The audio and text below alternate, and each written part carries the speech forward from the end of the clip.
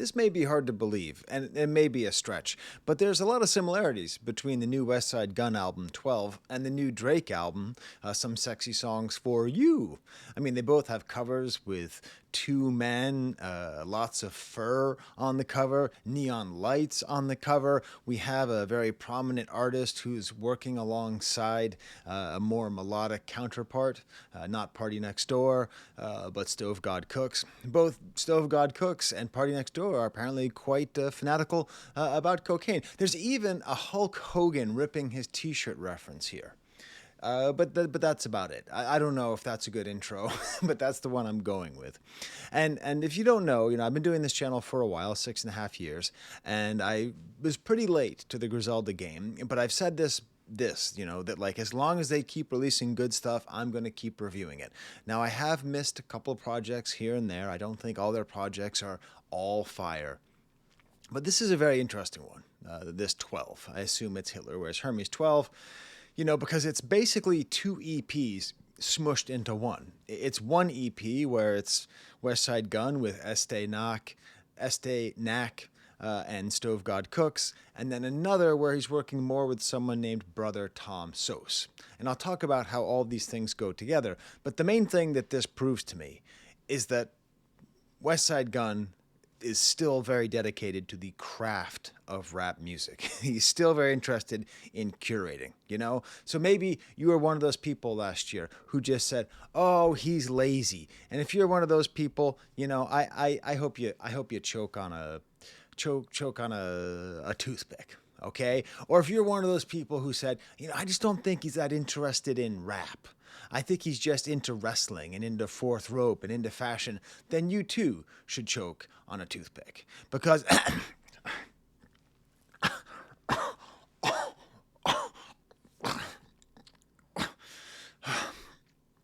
sorry, that was me last year. I said he wasn't interested in rap music anymore. I said I thought he'd given up. I said he reached his peak with Hitler Wears Hermes 8, Side A, and that he's just going to be on kind of a slow downward trajectory. I was wrong. This is a great project. This is my favorite thing I've heard from him since Hitler Wears Hermes 8, Side A. I think it's just excellent, and I just want to talk about it like I like talking about it. I'm not going to have that much profound to say. I'm not really going to compare it to Drake. That was just a silly hook device. I might end up comparing it to Rocky 3, because if you don't know, when I listen to music, I often watch movies with the sound off, and I happen to be watching Rocky 3. And there's a scene in Rocky 3 where Sylvester Stallone's character goes up against Hulk Hogan, the same wrestler who tears his shirt off and supports fascists. And in this scene, if you've never seen it, Rocky he's a boxer. He's a really tough guy, and he goes up against a prime Hulk Hogan, who is like 2 feet taller, like 100 pounds heavier. Hulk Hogan plays a character called Thunderlips. And there's this scene where Rocky just can't get any, like he thinks it's a game. He thinks it's just a game and that they're just going to pretend to be fighting. And Thunderlips is just out of his mind. He does every single move on Rocky that you can do. He does the pile driver. He does the suplex. He does the flying elbow. He does the thing where he throws him up against the ropes. He chokes him. He throws him out of the ring. He takes the ref and throws the ref out of the ring. Some cops try to stop him and he starts hitting the cops. He goes absolutely nuts. And it is true that Westside Gunn loves wrestling. And so this was a perfect soundtrack to this scene, because this album feels to me like Thunderlips, just taking you, the listener, being Rocky, and just going so far out there, just going so hard, needlessly hard, selling crack at Disney World. Okay, that's what we're talking about in this album. This is an album that talks legitimately about selling crack at Disney World. That's where we are. That's the equivalent of taking the ref and throwing him out of the ring. And that's the energy that he's bringing, and that's the energy that I like.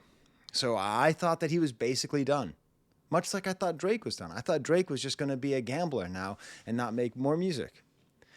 Westside Gunn refuses to stop making music. Now listen. Tracks like 2 through 5 are absolute perfection. Track 1, and I haven't heard anyone else say this, I think it's artificial intelligence. everybody get your pitchforks and get really mad about it. Okay? It's AI, I think, because it's an oldies sounding, a canned sounding old 50s R&B song, someone singing "Who's the Goat." It feels to me like this was a prompt that was put in. Correct me if I'm wrong. I don't think that disqualifies this album, but it is an unsettling beginning. But don't worry about that. Could I have gotten 10,000, 20,000 more views on this analysis if I said Westside Gunn uses AI question mark? I could have, but that's not me. That's not my channel. Okay? I get views the old-fashioned way, by talking about Kendrick. Boswell is the second track, and this is, featuring. So if you don't know Estee Nack, he's out of I think Lynn, Massachusetts. Interesting sort of Dominican rapper representing a different voice than what we usually hear. And if you don't know Stove God Cooks, he is like sort of like Pusha T or like Boldy James or sort of any of these kind of artisanal crack rappers who are just entirely and totally dedicated to making crack metaphors and talking about crack and bringing it to its absolute furthest possible extension of artistic possibilities. And when you hear this song, you are just gone. This dusty beat, these high horns and then the lower horns, and this great, just the drums are just low in the mix, and just starts right off with Estee Nack, and he just goes so hard. His voice, it's just so hard, but there's also a sweetness to him, 360 Vision, Eyes Mocha, Sammy Sosa, Make It Light Skin, add the mix, and refined coca. Like Sammy Sosa had that vertigo. He had that thing where your skin gets light. I don't actually, you know what? I don't know. I'm not comfortable talking about whatever happened with Sammy Sosa's skin. But that's what... Design Sculptures, Acetone, Nicaragua, Nine Smoker, Rhyme Dopia, Super Saiyan, Time Ultra, just going super hard. And then we get Westside Gunn's verse. And listen, it's a hard Westside Gunn verse. He's trying. He is putting in his level best. And it's great that he is, because when he's putting in his best, it's really good. Ayo, my Saucony's glowing, Fiend's copping and going because he has a shoe deal with Saucony. Saucony? Saucony? Saucony, that's how you pronounce it.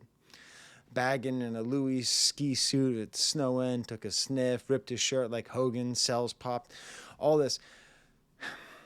I want to just go back to this wrestling image, because I think the wrestling is really important. Because I've said ever since I started listening to Griselda, I don't care if they did the stuff they say they did. I don't care. And people get angry. People start typing, bro, they were all over and they're part of this gang and they were selling on this block and it's so real. To me, that's fine. But to me, that's not the joy of the music. The joy of the music that I get is kind of the joy that people get from watching wrestling. It's like this, because it's artificial now, right? Like, I assume he's not describing his life right now. I assume he's not tap dancing on bricks now. I assume he's not putting his life in that kind of danger for no ostensible reason when he has a perfectly good living in fashion, in wrestling, and in rhyming, right? So to me, it's just larger than life stories that feel real, and the enjoyment that you get out of it is just the outlandishness of it. The selling crack at Disney World, the outlandishness of Hulk Hogan picking up Sylvester Stallone and doing a suplex. What's the one where you put him on your shoulder and you go backwards? Is that a suplex? I used to watch a lot of wrestling when I was a kid, but just when I was a kid. I outgrew it. I don't know. I feel like I shouldn't have, because rappers love wrestling. Most popular secondary activity. Like all hockey players play golf in the off season. All rappers love anime and wrestling. I don't know what to say. And then goes right into Stove God. And listen, Stove God Cooks, amazing, amazing, amazing. And I feel like he's been developing. I feel like there's more character in his voice than there's ever been. And he's always been chock full of character. There's more variance in the way that he's talking. He's more at ease with this weird sort of jokey, laughy presence that he has. And this, my plug stuck at the border. How am I supposed to get the order? $10K for the court seats, and I only stayed for a quarter. Just a ridiculous, you know what I'm saying? Do you see what I'm saying about wrestling? It's like fun. I don't think this actually happened. I don't think that Stove God has a plug who got stuck at the border in the last couple of weeks. I don't think that's happened. I think he's telling a story, and I'm enjoying watching it. Okay? I'm not saying the entire lived experience that is described is fake. But the same way that wrestling isn't all fake, right? Like, you know that, right? You know they're really trained people who really have dedicated their life to the craft of wrestling. It's just they might not actually be punching the people in the face when you think they are. Like, wrestling is real, but they might not be doing the things you think they are doing. You see what I'm saying? Doesn't matter. Next song is called Adam Page, who apparently is a wrestler. I don't know. I talk a lot about producers on this channel. And Westside Gunn deserves so much credit for putting shine on so many producers. The whole Griselda crew has done such an amazing job. And I've given so much shine to Conductor Williams, you know, so much shine. I even bought his Lego set, right? So much shine on Conductor Williams, and I love Conductor Williams. He's having a moment now. And same thing with Camouflage Monk, but Danny LaFleur has always sort of been like the other producer in my head. Like good, but not great. This beat on Adam Page, to me, this is an all-time beat. And it's not even like that complicated. It's just this, like, it sounds like these drums with like a room mic on it, maybe. And there's a slight slight reverb. By the way, is it possible to use a toothpick and not feel like Joe Pesci in Casino? I think you gotta dig another hole in the desert. It's the really great slight reverb on these drums, like Godfather-style strings, just played out with legato, and just the space and the atmosphere here. And like Stove God starts rapping kind of ahead of the beat, and just so much character in his voice, and he's laughing, and he has like what I would call like an asymmetrical flow. Like he's not like doing I don't even drive in the lane no more. I'm running it. Man, stop asking what I'm worth. Well, I'm effing rich. I turned down 4 tours for the F of it. I shot dice with the aliens on the mothership. I still got residue all over the Fendi oven mitt. If you got a plug, plug it. Listen, this is, where's that book? I have a book over here which talks about this quite nicely. Can't find it. So that was unsatisfying. And I can't tell you the name of the book because I can't actually say the name of the book because it's a horribly offensive book for someone who looks like me to say the title of it. Doesn't matter. It's by H. Rap Brown. You can look it up. But he actually describes the process of signifying and what it is to like rap about, you know, I walked in barbed wire and my necktie is a rattlesnake and all that. And this is just that kind of just absolute outlandishness. Stove God has turned up the absurdity of his rapping so much that a Fendi oven mitt. He's using a Fendi oven mitt to cook crack. Like, it's just the most ridiculous thing. Shooting dice with aliens on a mothership. He's just totally out there. The Louis trench so long you can't see the chopper, but I'll make you a believer. Do you see what I'm talking about? Like asymmetrical. Asymmetrical. What does that even mean? Louis trench so long can't see the chopper, but I'll make you a believer. Like, can't see it, but you can believe. And then another amazing song. This one's produced by Derringer, you know, the guy who does most of Griselda stuff when they're all together. And I'm sort of wondering if this is not kind of like another Griselda in a way. Like the three of them working together.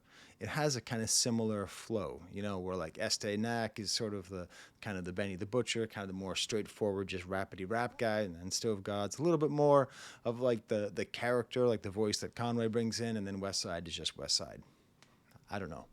And then I started thinking, like, can we just have a Buff Tang Clan and can we just have like all of them all together? And then I was driving to Wegmans, Western New York, Rise Up. It's been snowing like hell out here. All it does is snow. All it does is snow. And they ran out of salt, so there's just snow and ice everywhere out here, everybody. It's terrible.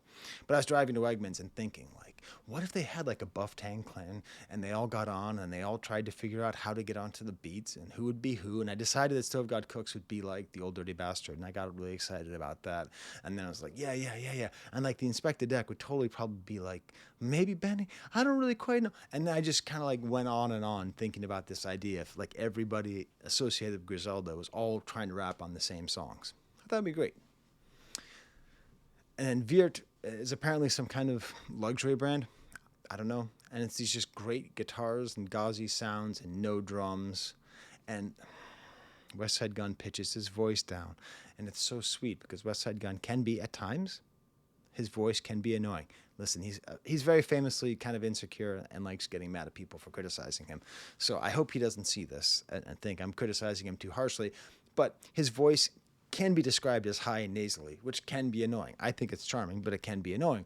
This is awesome because it's the same tone. Like, it still sounds like Westside Gunn. It's just slowed down. And just this line, hey, yo, you ain't never had to parallel park a Bugatti. Just this line. You've never had to parallel park a Bugatti. Like, the levels. Do you see what I'm saying? This is wrestling. That is just absurd. You've never had to parallel park a Bugatti. Like it's a travail. Like it's something tough that he's going through. Just awesome. And then Este Nak is just more about the trap stuff, and just really strong, really characteristic voice. And then Stove God is just amazing. This is my favorite verse on the album, Stove God's verse. This is going to be one of the verses of the year. This, just talks about, everybody misses you and how his wrist is rested up. Because I guess when you cook crack, you have to mix up a lot of stuff with your wrist. So you need good wrist strength. I don't know. That's what they say. And then has this line, which I've already alluded to a couple times. I just took my twins to Disney on the way in. Sold a brick outside of Epcot. A brick is what? It's a lot of cocaine. That's all I know. I don't know if it's like 2 pounds or 3 pounds or kilometers or whatever it is you druggies call large quantities of cocaine. I know it's a lot of cocaine. So in this situation, Stove God goes to Disney. Epcot, by the way, you can't be outside the gates of Epcot. Epcot is inside of Disney World. Like, it's inside of a part of Disney. So like you would have to like go into the park, I think, and then be outside of after having gone in with, it's just ridiculous. It's just ridiculous, and it's awesome, and it's terrible because he's with his kids. They're like, Stove, you ain't cooked in forever. I know you rusty. I'm like, had my tetanus shot. Just funny. I got tech in the drop. I've been feet on the floor like Fred and Bedrock. Fourth row cocaine champion, you can't wrestle with God. The Virgil rugs say rug. The plug name in my phone say plug. Because, Virgil has the Off-White brand where he writes, laces on shoelaces, and famously wrote Brick on My Brick for Dr. Bird's, the first Griselda song I ever came to love. It's just the idea that the plug, his drug plug, is called plug in his phone. It's just hilarious. He's just so funny. This whole verse is just so funny and outrageous and well done and charismatic and cool, and it works perfectly with Knack, and it works perfectly with Westside Gunn. And hey, that's the whole point. That's why I choked on this toothpick. 055, produced by Crucial Guillotine. Sounds like a Wu-Tang producer. This was fine. This is, after those first 3 songs, the rest of the album's good, but this is like not super amazing. I don't particularly love this beat. Praise Fly God, praise Stove, plays both. Health Science, produced by CG, featuring Brother Tom Sauce. This is just fascinating. This guy, Brother Tom Sauce, is like a totally different vibe than the rest of the Griselda dudes. He's kind of like uplifting. I mean, he's still like hard. His whole first verse is about Marvin Gaye's dad shooting him to death, so it's not like he's soft or whatever. But like, I ended up looking him up, and there's an interview with him on Fredonia College Radio. If you're not hip to the world of public education in Western New York, that's fine. SUNY Fredonia is a fairly small SUNY school out here in Western New York. And it is just this really charming interview. And he's got this whole life story, like he was a preacher and he lived in the Bronx and moved back to Brooklyn. I don't know what it is, but he can rap and then he can sing. And like he's trying to be hip hop. I ain't made for TikToks, I'm only built for Cuban links. That's his line. I love it. And the way he sings, it's great. Like it's a whole nother area this whole album goes into, is in the Brother Tom Sauce thing. A whole different vibe for Westside Gunn. Somebody who's not trying to be a criminal, who's someone who's just, we're trying to talk about criminality, just another Buffalo guy just making good rap. Man, Western New York, you know? Post-industrial conditions are what make the best hip-hop. That's just historically true. That's where hip-hop comes from. The Bronx, post-industrial, right? Compton, post-industrial. So it makes sense. Buffalo, Rochester, Western New York, we are super post-industrial. Next song is called Gumbo Yaya, produced by Derringer, again with Tom Sauce. I really appreciate the kind of softer edge he has. It's a little like jazzier. He makes a reference to Stakes is High by De La Soul, you know, showing off his love of old hip-hop.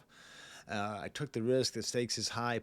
It's this whole line about Colorado. Ain't no mountain high enough, Colorado in my primer.